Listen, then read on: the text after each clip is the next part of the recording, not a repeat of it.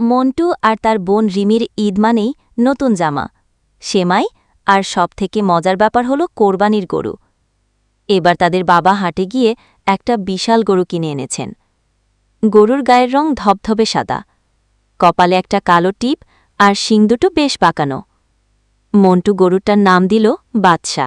বাচ্চাকে দেখে মন্টু আর রিমির সে কি আনন্দ! তারা সারাদিন বাচ্চার পেছনে লেগে থাকে। বাচ্চা যখন ঘাস খায়, মন্টু ওর পিঠ চাপড়ে দেয়। রিমু বাচ্চার শিং ধরে আলতো করে টানে। বাচ্চাটাও খুব শান্ত, ওদের আদর খেতে ভালোবাসে। কিন্তু বাচ্চা আসলে একটু দুষ্টু প্রকৃতির ছিল। একদিন মন্টু বাচ্চাকে ঘাস খাওয়াতে নিয়ে গেল উঠোনে। উঠোনের এক কোণে তাদের দাদির সুন্দর ফুলের বাগান।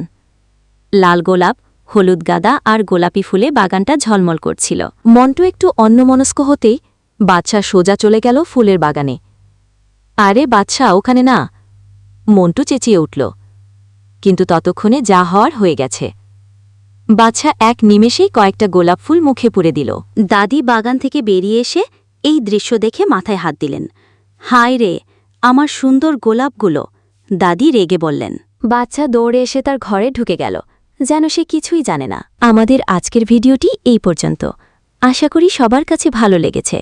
সবার কাছে যদি ভালো লেগে থাকে তাহলে সাবস্ক্রাইব করে দাও, লাইক করো, কমেন্ট করো। ভবিষ্যতে এমন ভিডিও পাওয়ার জন্য আমাদের সাথেই থাকবা। ধন্যবাদ সবাইকে।